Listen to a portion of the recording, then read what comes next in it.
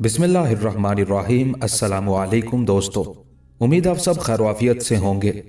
अंधेरों के काफले पार्ट 10।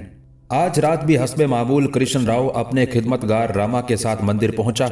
उसे देखते ही मंदिर का पुजारी राम स्वरूप अदब के साथ खड़ा हो गया। पुजारी, क्या तूने दुनिया छोड़ने का इरादा कर लिया है? कृष्ण राव की आवाज में हल्का सा गुस्सा शामिल था। क्या अब तू इतना बड़ा भगत हो गया है कि तुझे हमारा ख्याल ही नहीं आता? महाराज, बस 2 रातें ही तो ऐसी गुजरी हैं कि मैं आपके दर्शन को हाजिर ना हो सका। पुजारी राम स्वरूप ने घबराकर हाथ जोड़ दिए। और फिर मेरे पास कोई नई इत्तला भी नहीं थी। सारे काम आपकी मर्जी के मुताबिक चल रहे हैं। कृष्ण राव ने झूमते हुए कमरे के दरवाजे की तरफ देखा। पुजारी राम स्वरूप बदहवासी के आलम में आगे बढ़ा और उसने कमरे का दरवाजा बंद कर दिया। कृष्ण राव के कांपते हुए कदम जवाब देते जा रहे थे, इसलिए वो फौरन ही पुजारी की आरास्ता मसनद पर बैठ गया। महाराज, कुछ जलपान करेंगे? पुजारी राम स्वरूप ने भिखारियों के से लहजे में कहा। जलपान से उसकी मुराद बज़ाहिर पानी पीने से थी, मगर दरपर्दा वो कृष्ण राव से शराब के बारे में पूछ रहा था। नहीं राम स्वरूप, हम शराब नोशी करते करते उकताहट का शिकार हो चुके हैं। ये जिंदगी की यकसानियत हमें मारे डालती है। कृष्ण राव अचानक बहुत ज्यादा संजीदा नजर आने लगा था। फिर महाराज क्या चाहते हैं? राम स्वरूप ने दोनों हाथ जोड़ दिए। अब हम कुछ पीना नहीं चाहते राम स्वरूप। कृष्ण राव ने रेशमी तकिए पर सर टेकते और टांगे फैलाते हुए कहा। हम चाहते हैं कि कोई हमारे हलक में मुसलमानों के खून का समंदर उंडेल दे, फिर शायद हमारी प्यास बुझ जाए। ऐसा ही होगा महाराज। अगरचे राम स्वरूप मंदिर का सबसे बड़ा पुजारी था, लेकिन कृष्ण राव के सामने उसकी हैसियत एक अदना गुलाम किसी थी। देवता चाहेंगे तो ऐसा ही होगा। राम स्वरूप ने कृष्ण राव को मुतमईन करने के लिए पुरजोश लहजे में कहा।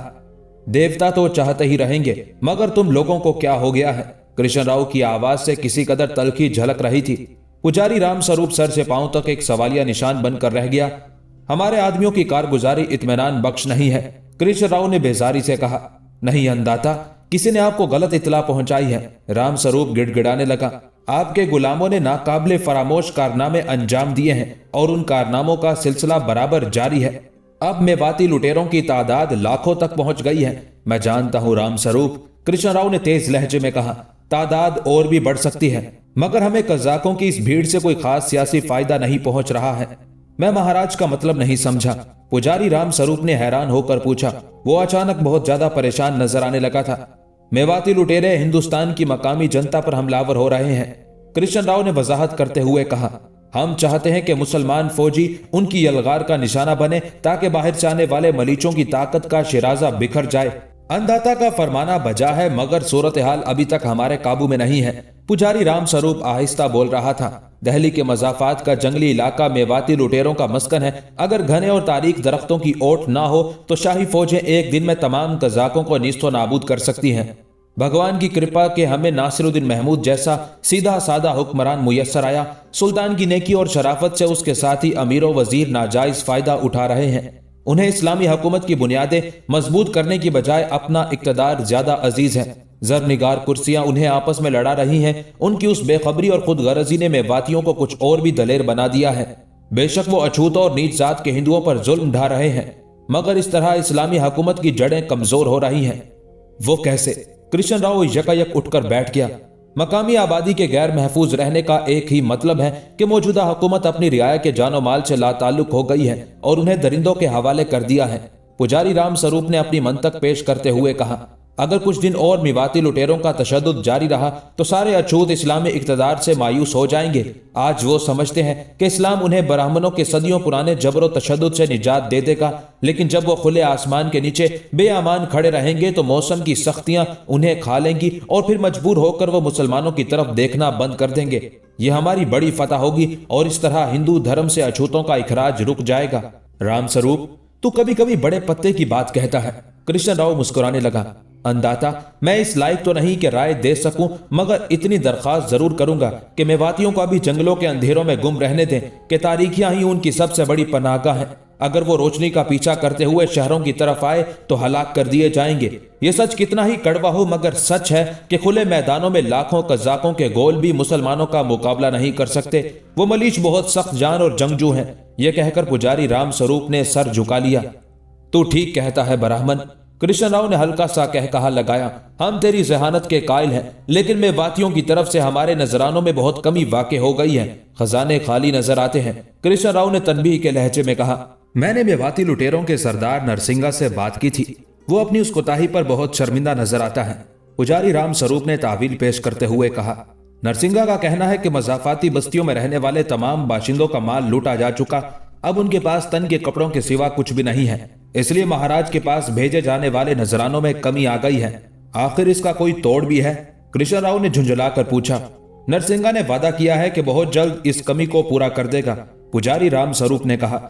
नरसिंगा का इरादा है कि वो अपने कुछ लुटेरों को दूर दराज के इलाकों में भेजकर लूट मार का बाजार गर्म करे और फिर जिस कदर सोना चांदी हाथ आए उसे अंदाता के चरणों में ढेर कर दे। फिलहाल हमने नरसिंगा का उज़र कबूल कर लिया, कृष्ण राव ने इंतहाई गरूर और तकब्बुर का मुजाहिरा करते हुए कहा। कल ही नरसिंगा को हमारा पैगाम पहुंचा दो कि राजपूत के खजाने को सोने और चांदी के टुकड़ों की शदीद जरूरत है। हमें अनकरीब बहुत बड़ा महाज खोलना है और उस महाज पर बेपनाह दौलत खर्च होगी। बेहतर अंदाता, पुजारी राम स्वरूप ने आजिजाना लहजे में कहा। और तेरे मंदिर की देवदासियों का क्या हाल है? अचानक कृष्ण राव ने गुफ्तगू का मौजू बदलते हुए कहा। कुछ दिन से एक भी देवदासी तुझसे धर्म का पाठ पढ़ने के लिए मंदिर में दाखिल नहीं हुई। महाराज, देवदासियों के कहत के जिम्मेदार भी मुसलमान हैं, राम स्वरूप ने नया इंकशाफ करते हुए कहा। अब शाज़ो नादिर ही कोई बेसहारा हिंदू लड़की मंदिरों का रुख करती है। उसके ख्याल में देवदासी बनने से बेहतर है कि वो अपना मजहब बदलकर मुसलमान हो जाए। यही वजह है कि अब शिव या शंकर के नाम पर कोई लड़की पुजारन बनने के लिए तैयार नहीं। ये बड़ी संगीन सूरत हाल है राम स्वरूप, हमें फौरी तौर पर इसका अजाला करना होगा। कृष्ण राव ने झुंझलाकर कहा। हम इन देवदासियों को भी अपने दुश्मन के खिलाफ इस्तेमाल करेंगे। तुझे लाजिम है कि ज्यादा से ज्यादा लड़कियां तलाश कर और उन्हें जोगनों के लिबास पहना दे। फिर मैं इन मुसलमानों को देखूंगा कि वो किस तरह अपने दामन बचाते हैं। ये कहकर कृष्ण राव चंद लम्हों के लिए खामोश हो गया, फिर चौंकते हुए बोला। शकुंतला कहाँ है? उसे हमारे पास भेज दे। पुजारी राम स्वरूप तेजी से बाहर निकला और शकुंतला के कमरे में दाखिल हो गया। शकुंतला उस वक्त आंखें बंद किए रुबाब के तार छेड़ रही थी और एक मातमी नगमा उसके होंठों पर मचल रहा था। यह गीत गाने का वक्त नहीं है देवदासी, राम स्वरूप ने घबराए हुए अंदाज में कहा। तुझे महाराज कृष्ण राव याद कर रहे हैं। शकुंतला ने अजीब सी नजरों से पुजारी राम स्वरूप की तरफ देखा और थके थके कदमों से कृष्ण राव के कमरे की जानिब बढ़ गई। वो जानती थी कि बूढ़े राजपूत ने उसे क्यों तलब किया है। फिर जैसे ही वो कृष्ण राव के रूबरू पहुंची, वो खबीस बूढ़ा चीख उठा। शकुंतला, हमने तेरी तमाम सेवाएं स्वीकार की, हम तुझसे बहुत खुश हैं। मांग क्या मांगती है? आज की रात जो मांगेगी वही पाएगी। शकुंतला जबरन मुस्कुराई। महाराज अपने हाथों से इस दासी को जहर का प्याला दे दे कि अब तो मर जाने को जी चाहता है। नहीं देवदासी, अभी नहीं। कृष्ण राव झूमने लगा। अभी तो तेरी जवानी के दिन है, इस उम्र में भी कोई मरता है। शकुंतला चारों नाचार एक कनीज की तरह बूढ़े कृष्ण राव के करीब बैठ गई। अंदाता, आप सिर्फ हुक्म दे, मेरी जवानी का जिक्र छोड़ दे। आज के बाद तेरी खिदमत शुजाउद्दीन कामरान के लिए वक्फ है, कृष्ण राव ने मानी खेज लहजे में कहा। कौन? शकुंतला चौंक उठी। ये तो किसी मुसलमान का नाम मालूम होता है। हाँ, वो हमारे ही कबीले का बिछड़ा हुआ एक फर्द है। अचानक कृष्ण राव का लहजा जहर आलूद हो गया था। हम कल दिन के उजाले में उसे तेरे पास भेजेंगे। अब तेरी जिंदगी का एक ही मकसद होगा कि वो लामहदूद अंधेरों में डूब जाए। शकुंतला बहुत देर तक हैरत से कृष्ण राव के चेहरे की तरफ देखती रही, फिर आहिस्ता लहजे में कहने लगी। मैं आपका मतलब नहीं समझी ठाकुर। कृष्ण राव ने शुजाउद्दीन कामरान के बारे में पूरी तफसील बताते हुए कहा। वो एक इंतहाई जज्बाती नौजवान है, मैं उसकी उस कमजोरी से फायदा उठाना चाहता हूँ। शकुंतला की स्याह गिलाफी आंखें कुशादा होती जा रही थी। गर्दिशे वक्त ने कामरान को एक भिखारी की शक्ल में मेरे दरवाजे तक पहुंचा दिया है। अगरचे मैंने उसके फैले हुए दामन में चांदी के चंद सिक्के डाल दिए हैं, लेकिन यह उसकी बीमारी का मुस्तकिल इलाज नहीं है। मुझे खबर है कि जब वो अपने मामू कायम खान राजपूत से इंतकाम ले लेगा तो उसे मेरी जरूरत महसूस नहीं होगी और फिर वो अपनी मंजिल की तरफ वापस लौट जाएगा। मैं चाहता हूं कि इस दौरान तेरा होश रुबा हुस्न उसके पैरों में कभी ना टूटने वाली जंजीर डाल दे। अभी कृष्ण राव कुछ और कहना चाहता था कि शकुंतला मैदान ही में बोल उठी। मेरे गुनाह माफ कर दो ठाकुर, कि अब मैं बहुत थक गई हूँ। शकुंतला की आवाज में सारी दुनिया का कर्ब सिमट आया था। नहीं देवदासी, अभी तुझे बहुत कारनामे अंजाम देने हैं। कृष्ण राव बड़े सफाकाना अंदाज में मुस्कुरा रहा था। क्या मेरा ये कारनामा कम है कि मैं अपने शरीर और आत्मा से महरूम हो गई? अचानक शकुंतला के होंठों से तलखियों का जहर टपकने लगा था। ये कोई जिंदगी है कि एक औरत होते हुए भी मुझे भेड़ और बकरियों की कतार में रखा गया? जानवर भी मुझसे बेहतर हैं कि उन्हें हैवान समझकर माफ कर दिया जाता है। दुनिया मुझे देवदासी समझती है, मगर मंदिर के पुजारी खूब जानते हैं कि मैं कौन हूं। एक मुहज्जब वेश्या जो भजनों के शोर में बेलिबास होकर उस शख्स के सामने नाचती है जो हिंदू धर्म का मुहाफिज है। शकुंतला ने बराह रास्त कृष्ण राव की जात को अपनी दुश्मनाम तराजी का हदफ बनाया था। देवदासी! कृष्ण राव लफ्जों की उस ज़रब को बर्दाश्त न कर सका और वहशियों की तरह चीख उठा। ये तू कह रही है शकुंतला? कृष्ण राव की जबान से कहरो गजब की चिंगारियां फूट रही थी।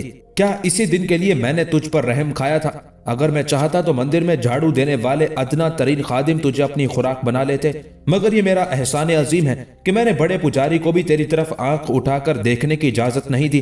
बदनसीब शकुंतला उस मजलूम चिड़िया की तरह सहम गई जिसकी तरफ खूनख्वार बाज के पंजे लपक रहे थे। क्या तूने अपनी दूसरी हम जिनसों का हशर नहीं देखा? कृष्ण राव दोबारा चीखा। यहाँ और भी तो देवदासियां हैं जो चंद रातों से ज्यादा ठाकुर की खिदमत अंजाम ना दे सके। वो इस काबिल ही नहीं थी कि कृष्ण राव उन्हें ज्यादा दिन बर्दाश्त कर सके। तू खूब जानती है कि वो देवदासियां आज किस हाल में हैं। बूढ़ा राजपूत एक मजबूर लड़की पर किए जाने वाले एहसानात की फहरिस्त पेश कर रहा था। मैंने एक एहसान ये भी किया है कि तुझे धर्म की तालीम दिलाई। अब तू एक जाहिल देवदासी नहीं बल्कि ब्राह्मणों की मजहबी रस्में जानने वाली एक बाखबर औरत है। क्या तू अपनी गर्दन से मेरे एहसानात का तोप उतार कर फेंक सकती है शकुंतला? कृष्ण राव ने इंतहाई तैश के आलम में देवदासी से सवाल किया। शकुंतला खौफ और दहशत की कैफियत में मुब्तला खामोश बैठी रही। अगर तू मेरे एहसानात की जंजीरें तोड़कर मंदिर की हदूद से फरार हो जाना चाहती है तो इसी वक्त निकल जा, मैं तुझे नहीं रोकूंगा। कृष्ण राव किसी शोले की तरह भड़कता ही जा रहा था। यहां से निकलकर बाहर की दुनिया भी देख ले, फिर तुझे अंदाजा हो जाएगा कि औरत के लिए कहीं कोई पनाहगाह मौजूद नहीं। सारे ही मर्द दरिंदे हैं, मगर उनमें ठाकुर सबसे बेहतर दरिंदा है। अपने शिकार को शफकत और करम की निगाह से देखने वाला दरिंदा। मगर इतना याद रखना शकुंतला कि ठाकुर के हिसार से निकल जाने वाले ज्यादा दिन चैन की सांस नहीं ले सकते। या तो वो हलाक कर दिए जाते हैं या फिर उनकी हालत भिखारियों से भी बदतर हो जाती है। कृष्ण राव ने वाज़े लहजे में शकुंतला को तनबीह कर दी थी। देवदासी शिद्दत खौफ से कांपने लगी। फिर उसने अपने दोनों हाथ जोड़ते हुए कहा, मुझे माफ कर दो ठाकुर कि मैं अपनी गुस्ताख कलामी पर बहुत शर्मिंदा हूँ। ये बेमकसद जिंदगी कभी कभी जीने की ख्वाहिश से बेजार कर देती है और जहन में अजीब अजीब ख्यालात उभरने लगते हैं। अपने पागलपन पर काबू हासिल कर देवदासी, वरना तेरे ये ख्यालात तुझे बहुत आजार पहुंचाएंगे। कृष्ण राव के लहजे में किसी कदर नरमी पैदा हो गई थी। और याद रख कि तेरी जिंदगी बेमकसद नहीं है। मैंने एक खास मकसद के लिए तुझ पर इनायतों की बारिश की है। गौर से सुन के अनकरीब एक सरकशीदा मुसलमान तेरे पास आने वाला है। वो बहुत सादा और अहमक है। उसने आज तक किसी औरत को करीब से नहीं देखा और उसके होंठों ने किसी नशावर शय का जायका नहीं चखा। अब तेरा एक ही काम है कि तू शुजाउद्दीन कामरान को दोनों लज्जतों से आशना कर दे। अभी वो बगावत की इब्तदाई मंजिल में है, उसे बहुत आसानी के साथ गुमराह किया जा सकता है। कृष्ण राव शकुंतला को अपने मंसूबे की तफसीलात समझा रहा था। अगर वो अपना मजहब तर्क करके हिंदू धर्म की तरफ वापस लौट आए तो ये तेरा बड़ा कारनामा होगा। हो सकता है कि मैं तेरे इस कारनामे से खुश होकर तुझे जिंदगी भर के लिए आजाद कर दूं। शकुंतला इंतहाई जबर के आलम में मुस्कुराने लगी। अगर ये ना हो सके तो फिर कम से कम कामरान को इतना गुमराह जरूर कर दे कि वो दोबारा अपने आप को ना पा सके। कृष्ण राव यकयक बहुत ज्यादा मुश्ताइल नजर आने लगा था। ऐसा ही होगा ठाकुर। शकुंतला की मुस्कुराहट भी गहरी हो गई थी। तू मुझे अपनी तस्कीर और फतह का पहला सबूत फराहम कर दे शकुंतला, फिर मैं तेरे तौबा शिकन हुस्न को मुसलमानों के बड़े बड़े सिपे सलारों पर आजमाऊंगा। कृष्ण राव का लहजा मजीद जज्बाती हो गया था। मैंने सुना है कि ये गोश्तखोर कौम बहुत रंगीन मिजाज होती है, पत्थर के मुजस्मों की परस्तिश नहीं करती, मगर मैं इसके सामने हजारों जिंदा बुत पेश करूंगा, फिर वही बुत इन खुदा परस्तों को हलाक कर डालेंगे। देवदासी शकुंतला घबरा गई। आखिर आप मुझसे क्या चाहते हैं ठाकुर? अभी मैं तुझे अपने इस मंसूबे के बारे में तफसील से नहीं बता सकता शकुंतला।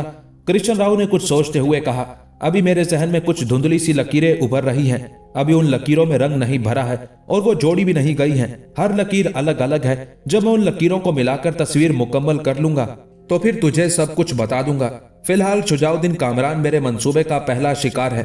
अगर तूने उस मगरूर लड़के को अपने देवताओं के कदमों पर झुका दिया तो मैं समझ लूंगा कि मेरा जहन गलत नहीं सोच रहा है। میرے اس خوفناک منصوبے کی کامیابی کا انحصار تیری پہلی کامیابی پر ہے۔ اگر تو کامران کو گمراہ کرنے میں کامیاب ہو جاتی ہے تو پھر تجھے تازہ دم دیوداسیوں کی ایک فوج تیار کرنی ہوگی۔ کرشن راؤ نے اپنے منصوبے کا ابتدائی خاکہ مبہم انداز میں بیان کرتے ہوئے کہا۔ دیوداسی شکنتلا گہری سوچ میں ڈوب گئی۔ شکنتلا، تجھے کیا ہو گیا ہے؟ ایک طویل سکوت کے بعد کرشن راؤ نے دیوداسی کو پکارا۔ شکنتلا چونک کر کرشن راؤ کی طرف دیکھنے لگی۔ یہ تیرے سوچنے کی باتیں نہیں دیوداسی۔ کرشن راؤ اچانک مسکرانے لگا۔ ابھی ہندو دھرم کا یہ نگہبان زندہ ہے۔ میں اپنے دیوتاؤں کو ان ملیچ حملاوروں کے سامنے شرمندہ نہیں ہونے دوں گا۔ شکنتلا جبرن مسکرانے لگی۔ اپنے ذہن سے ان پریشان خیالات کو جھٹک دے اور میرے جلتے ہوئے دل و دماغ پر اپنے نغموں کی اوس ٹپکا دے کہ میں بہت پیاسا ہوں دیوداسی، کرشن راؤ نے کسی ابو الہوس بوڑھے کے انداز میں کہا۔ شکنتلا نے اپنی مصنوعی مسکراہٹ پر مجبوری کی ایک اور گہری تہ چڑھائی۔ پھر وہ کسی زر خرید لونڈی کی طرح اٹھی، نیا لباس تبدیل کیا، کرشن راؤ کو اپنے ہاتھوں سے شراب پلائی اور پھر کسی پیشہ ور رقاصہ کی طرح ناچنے لگی۔ شکنتلا ہندو دھرم کا بہت زیادہ گیان رکھتی تھی، مگر اس کی مجبوریاں اسے ایک سرمایہ دار بوڑھے کے سامنے شرمناک حالت میں نچا رہی تھی۔ بڑا عجیب منظر تھا۔ سرمایہ دار شدید کیف و مستی کے عالم میں جھوم رہا تھا اور علم اپنے تمام تر سامان رسوائی کے ساتھ رقص کر رہا تھا۔ دوسری طرف آدھی رات کے قریب رائے نعیم الدین ذیشان کے کھنڈر نما مکان میں ایک خاموش سا ہنگامہ برپا تھا۔ سعدیہ خانم اپنے بیٹے شجاع الدین کامران سے مخاطب تھی۔ مجھے صرف اتنا بتا دے کہ تو نے یہ چاندی کے سکے کہاں سے حاصل کیے ہیں؟ جوش و جذبات سے اس کا چہرہ جل رہا تھا مگر آواز گھٹی گھٹی تھی۔ ماں، میں آپ کو یہ نہیں بتا سکتا، کامران نے قدرے ناگوار لہجے میں کہا، اور آپ کو اس بات کی جستجو ہونی بھی نہیں چاہیے کہ سکے کہاں سے آئے ہیں۔ میں نے اپنا فرض پورا کر دیا۔ کیسا فرض؟ سعدیہ خانم نے ٹھہرے ہوئے انداز میں کہا۔ یہی کہ جوان ہونے کے بعد بھی میں آپ کی کفالت نہیں کر سکتا تھا۔ کامران کے لہجے میں احساس فخر تھا۔ آج میں نے اس داغ کو دھو دیا۔ آئندہ آپ مجھ پر یہ تہمت نہیں تراشیں گی کہ میں غیر ذمہ دار اور نکما ہوں۔ چند لمحوں کے لیے سعدیہ خانم ساکت ہو کر رہ گئی، پھر انتہائی شکستہ آواز میں بولی، تو میری محبتوں کو تہمت کا نام دے رہا ہے کامران؟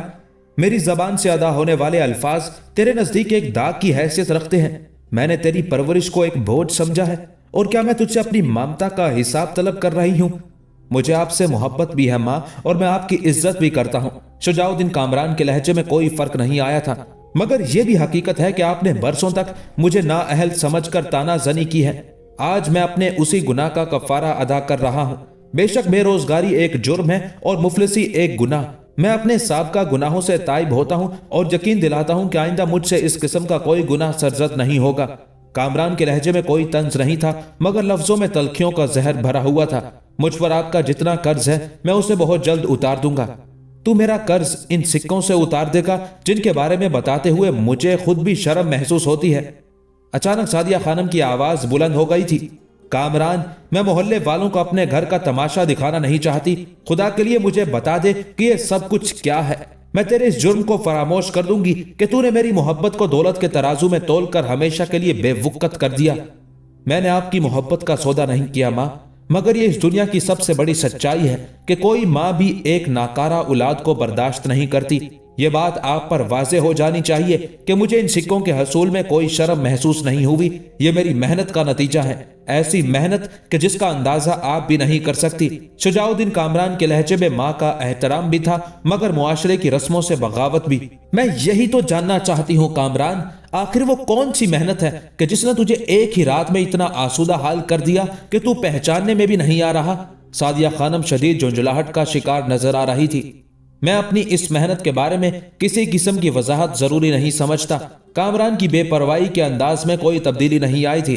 بس اتنا بتا سکتا ہوں کہ میں نے کسی کے یہاں چوری نہیں کی، اگرچہ آپ کے بھائی قائم خان راجپوت کی محبتوں نے مجھے قانونی طور پر ایک چور ثابت کر دیا ہے، لیکن یہ سچ ہے کہ میرے ہاتھ کبھی حرام مال کی طرف نہیں بڑھے، اور آپ خود جانتی ہیں کہ میں کبھی جھوٹ نہیں بولتا۔ شجاع الدین کامران نے ایک ایک لفظ پر زور دیتے ہوئے کہا۔ ہاں، میں خوب جانتی ہوں کہ تو جھوٹا نہیں ہے، سعدیہ خانم نے بے اختیار کہا، مگر اپنی ماں سے یہ رازداری بھی کسی جھوٹ سے کم نہیں ہے۔ میں اس محنت کی تفصیل جاننا چاہتی ہوں۔ میرے جذباتی بیٹے، تیری طرف سے میرا دل ہر وقت ڈرتا رہتا ہے، پتہ نہیں کب کوئی شعبدہ باز تیری حیران نگاہوں کے سامنے لفظوں کا طلسم کھڑا کر دے اور تو اپنی سادگی میں مات کھا جائے۔ بہت برا دور ہے رائے نعیم الدین کے سادہ دل فرزند، بہت برا دور ہے۔ سعدیہ خانم کی آواز کانپ رہی تھی۔ میں اس دور کا مزاج خوب سمجھتا ہوں ماں، مجھے زیادہ سمجھانے کی کوشش نہ کیجیے کہ میں اپنی زندگی کے بارے میں ناقابل ترمیم فیصلہ کر چکا ہوں۔ شجاع الدین کامران کے لہجے میں سختی پیدا ہو گئی تھی۔ میں ایک نامعلوم منزل کی طرف جا رہا ہوں، آپ کو یہی اطلاع دینے حاضر ہوا تھا۔ نامعلوم منزل؟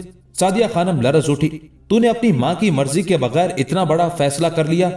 مجبوری تھی ماں، اگر میں اس کا ذکر کر دیتا تو آپ کبھی اجازت نہیں دیتی، شجاع الدین کامران نے مبہم الفاظ میں کہا۔ کیا تیرے نزدیک میری اجازت کی کوئی اہمیت نہیں؟ یہ کہتے کہتے سعدیہ خانم کے ہونٹ جل اٹھے تھے۔ معافی کا خواستگار ہوں کہ میں نے اپنی زندگی کے اس موڑ پر آپ کے مشورے کی ضرورت کو محسوس نہیں کیا۔ کامران کے چہرے سے بیزاری کا اظہار ہو رہا تھا۔ بہت جلدی میں تھا ماں، بس فیصلہ کر لیا اور چل کھڑا ہوا۔ اب پیچھے مڑ کر نہیں دیکھوں گا۔ اگر میرے قدموں نے کسی دن منزل کو روند ڈالا تو واپس آ جاؤں گا، پھر شاید وضاحت کر سکوں کہ میں نے وہ فیصلہ اتنی عجلت میں کیوں کیا تھا۔ جب نئی منزل کی تلاش میں تجھے ماں کے مشوروں کی ضرورت محسوس نہیں ہوئی تو ملے بغیر بچھڑ گیا ہوتا۔ رات کے اندھیرے میں آنے کی کیا ضرورت تھی؟ یکایک سعدیہ خانم کا لہجہ بھی پتھروں کی طرح سخت ہو گیا تھا۔ یہ بھی ایک مجبوری تھی، کامران نے جواباً کہا۔ کیسی مجبوری؟ سعدیہ خانم نے ناراض لہجے میں سوال کیا۔ میں نہیں چاہتا تھا کہ آپ میرے پیچھے کسی مالی مسئلے کا شکار ہوں، اسی لیے چند سکے لے کر آیا تھا، کامران نے اپنی آمد کی وضاحت کرتے ہوئے کہا۔ مجھے یہ گوارا نہیں کہ آپ اس بڑھاپے میں ناپسندیدہ لوگوں کی مزدوری کرتی پھرے۔ جب تجھے میری تکلیف کا اس قدر احساس ہے تو پھر بتا کیوں نہیں دیتا کہ تو نے اپنی کس محنت کے عوض یہ سکے حاصل کیے ہیں؟ سعدیہ خانم نے ایک اور ناکام کوشش کی۔ یہ ایک راز ہے جسے وقت سے پہلے میں آپ پر کبھی فاش نہیں کر سکتا۔ شجاع الدین کامران انکار کی اسی روش پر قائم تھا۔ اگر میں تجھے لب کشائی کے لیے حکم دوں، سعدیہ خانم نے تیز لہجے میں کہا، آج میں اس حکم کو بھی نظر انداز کر دوں گا۔ شجاع الدین کامران کی سختی اسی طرح برقرار تھی۔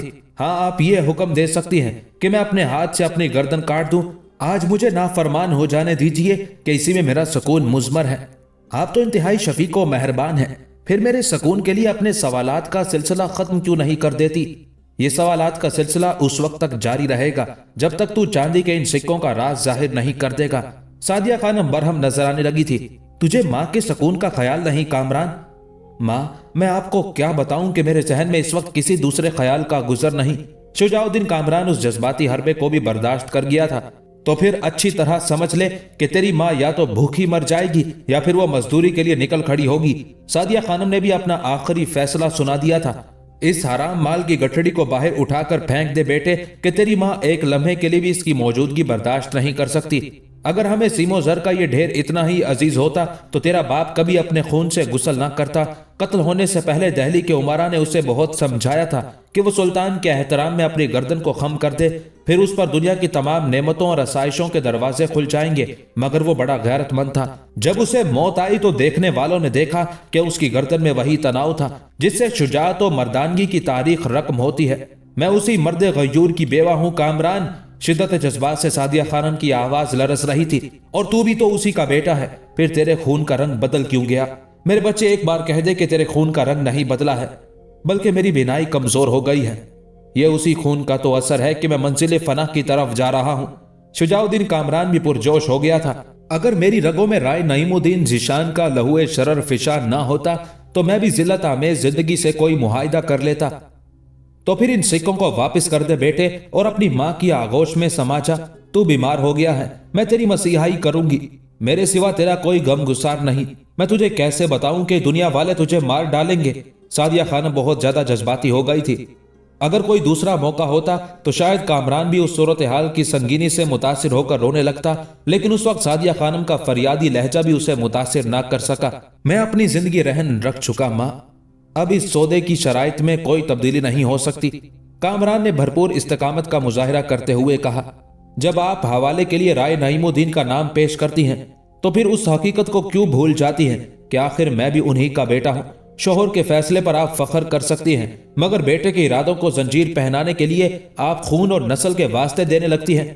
مادر محترم، یہ کیسی ناانصافی ہے؟ ابھی تو میں قتل بھی نہیں ہوا ہوں، پھر موت سے پہلے یہ شور ماتم کیسا؟ سعدیہ خانم کے اعصاب بکھر گئے اور وہ ہذیانی انداز میں چیخنے لگی۔ میری محبت کو ناانصافی قرار دیتا ہے؟ بے رحم، جب تیرا باپ قتل ہوا تھا تو اس صدمے کو برداشت کرنے کے لیے میرے جسم میں خون کا ایک دریا موجود تھا، مگر آج کچھ بھی نہیں۔ میری طرف دیکھ کے آنکھوں کا پانی خشک ہو چلا ہے۔ مجھے زندگی کے ایک ہی امتحان نے اس قدر تھکا دیا ہے کہ میں نے سانسوں کا یہ سفر کانٹوں پر گھسٹ گھسٹ کر طے کیا ہے۔ میرے بدن کا ایک ایک رواں زخمی ہے کامران، مجھے دوسری آزمائش میں نہ ڈال کہ اب میں بہت تھک گئی ہوں۔ شجاع الدین کامران نے سعدیہ خانم کے اس ماتمی احتجاج کا کوئی جواب نہیں دیا۔ میں جا رہا ہوں ماں، مجھے اپنی دعاؤں کے سائے میں رخصت کریں کہ راجپوتوں کی یہی تاریخ ہے۔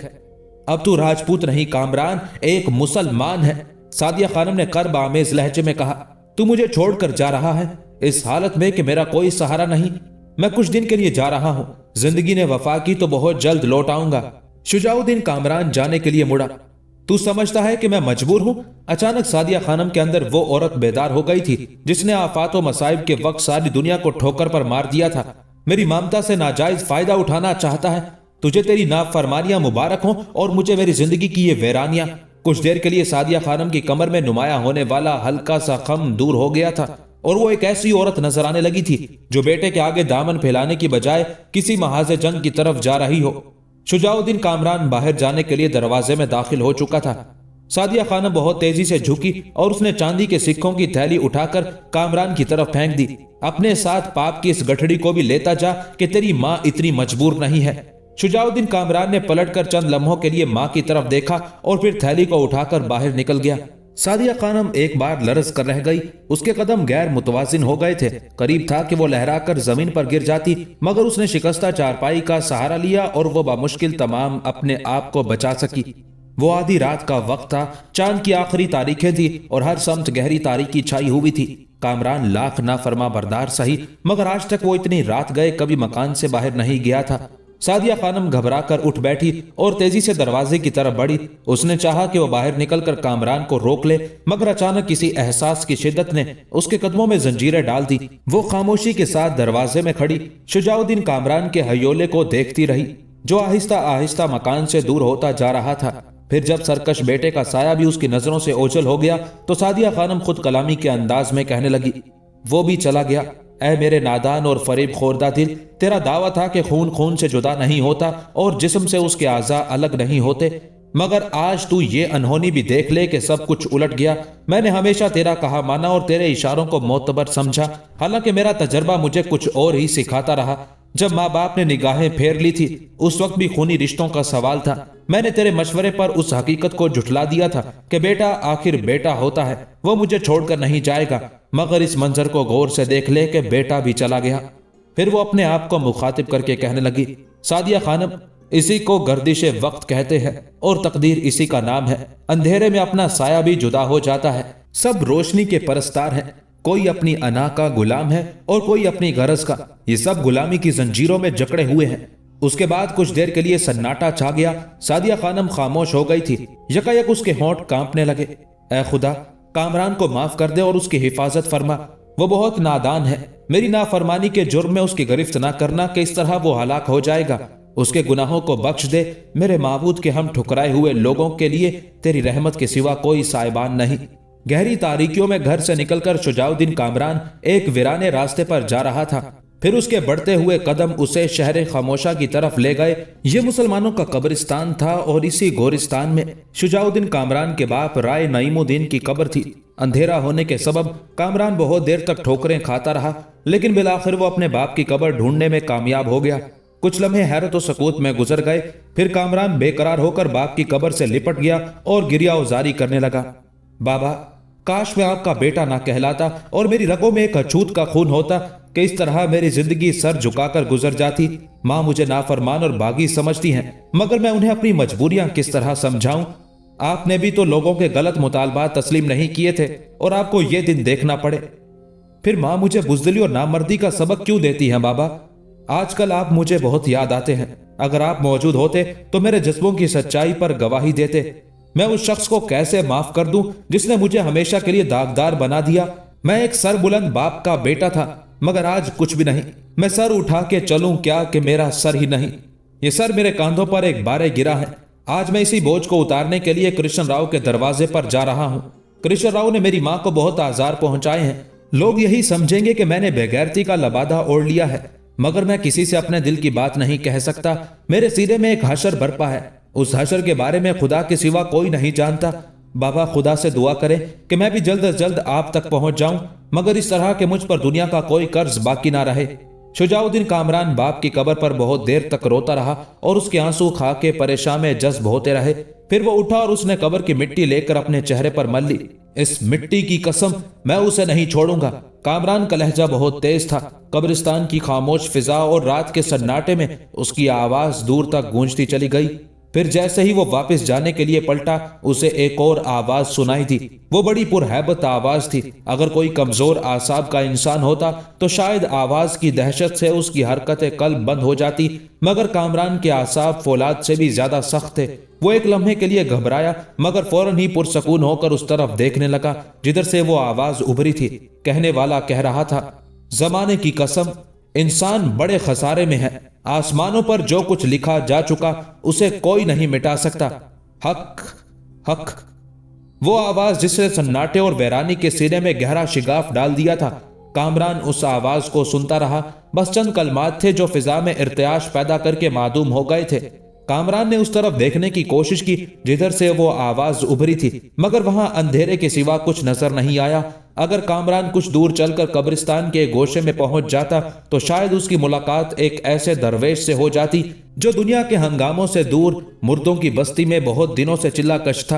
कामरान चंद लम्हों तक नजरें जमाकर कब्रिस्तान के गिरदो पेश का जायजा लेता रहा, मगर तारीकी ने उसकी नजरों के सामने एक दीवार खींच दी थी। मजबूरन वो आहिस्ता कदमों से दरवाजे की तरफ बढ़ गया और नामालूम शख्स की आवाज उसका ताक़ुब करती रही, जमाने की कसम, इंसान बड़े खसारे में है। शुजाउद्दीन कामरान ने रात का बाकी हिस्सा शहर की गलियों में इधर उधर घूमकर गुजार दिया और फिर सूरज निकलते ही वो कृष्ण राव की हवेली पहुंच गया।